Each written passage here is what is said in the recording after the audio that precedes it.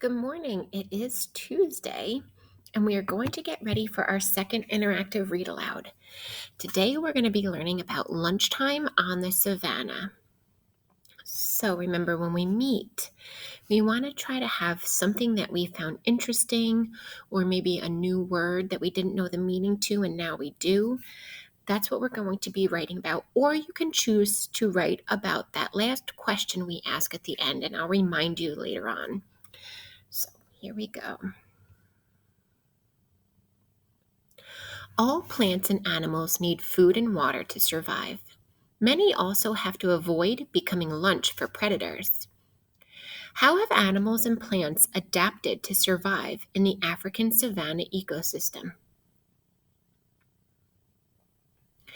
What features or skills do predators on the savanna have to help them hunt food? One way many savanna predators hunt is by hiding so their prey doesn't see them getting ready to attack. Savanna predators like the lion, cheetah, and crocodile often have fur or skin that camouflages them in their environment. So, see, you can barely see that alligator's eyes popping up, or crocodile, sorry. And look at the lion, is all what the grass is, blends right in. Sometimes predators hide in trees so they can jump down and surprise their prey. Cheetahs and other savanna predators have paws with thick pads and sharp claws. The pads help them move quietly like a ninja, and their claws are good for climbing trees. After the predator pounces, the prey tries to run away. The chase begins. Female lions are lighter and sleeker than males, so they can run faster. This is one reason lionesses usually do the hunting. Once they catch their prey, predators are ready to eat. Sharp teeth are important for predators so they can capture prey and bite through thick meat to enjoy it. But not all predators rely on teeth to catch and eat prey. If you were a predator bird like a vulture or a hawk, you'd have talons instead of claws and a sharp beak instead of teeth. Herbivores on the savanna, like gazelles and zebras, need ways to avoid being caught and eaten by predators.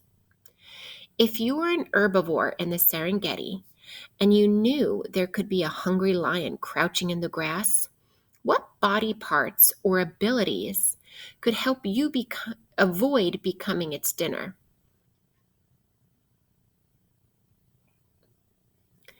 As a prey animal, you might rely on your ability to hide from predators, camouflaging into your surroundings like this gazelle.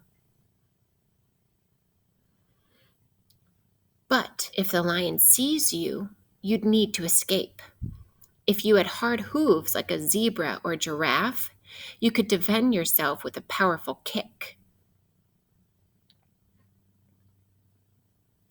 If you were a gazelle, you'd be in luck. Gazelles can run as fast as a car on a highway, up to 60 miles per hour.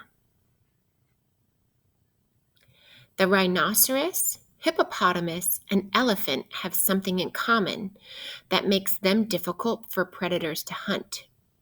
Can you guess what it is?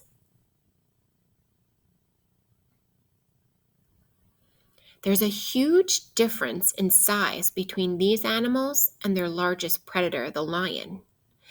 They are so large that predators don't usually bother hunting them unless they can do it in groups. Escaping from predators is just one part of life for prey. Not only do prey animals need to avoid being eaten, they also need to eat. Herbivores in the savanna have adapted some unique ways to find and eat food. Giraffes have long necks, allowing them to eat leaves high up in the trees. Their tongues are long, too. If you were a giraffe, you could use your long tongue to maneuver around prickly thorns and find the delicious leaves on the acacia tree. If you were an elephant, you could use the muscles in your trunk to reach food and water. Elephants stretch their noses up into the tree branches to get leaves.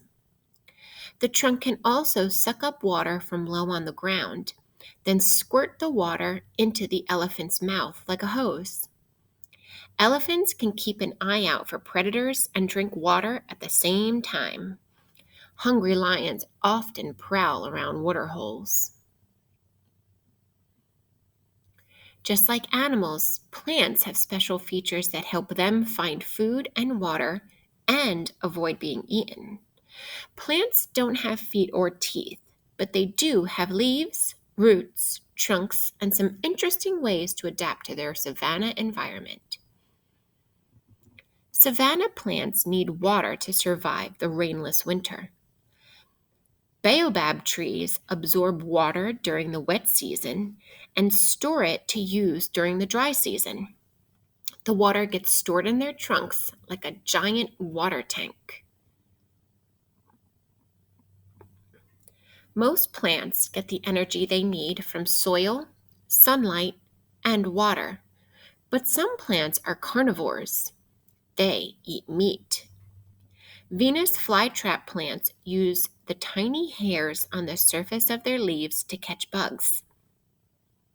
When insects crawl along their leaves and touch the hairs, they snap together, trapping the bug between their leaves. Yum! There are a lot of herbivores in the savanna. Plants need ways to protect themselves from being eaten. Some plants have shapes that make them difficult to eat. The long, thin leaves of lemongrass are prickly and almost impossible for animals to chew. Thorns like this acacia tree are another way plants discourage animals from eating them. Not only does the acacia tree have thorns, it also has another way to defend itself against hungry giraffes. It can change how it tastes. When a giraffe begins nibbling on its leaves, the acacia can quickly release a bitter tasting tannin into the leaves. Giraffes don't like this flavor and will probably decide to find another place to eat. Coffee and kale have a bitter flavor. Have you tasted bitter foods? What kind of taste do you like best? Sweet, salty, bitter, sour, or savory? So here's that other question you can choose to answer and write about when we meet, or you can choose something from the glossary or even something else. If you could choose two plant or animal adaptations to help you survive in the savanna, what would they be? Think about color, feet, thorns, getting water, and more. So here's our glossary. We have lion, paw, talons, Venus flytrap, teeth, zebra, thorns, rhinoceros, and giraffe. So when we meet, let's make sure we have our writing paper all ready and a pencil and our sound map ready to go so we can start right away. I will see you back in a little bit.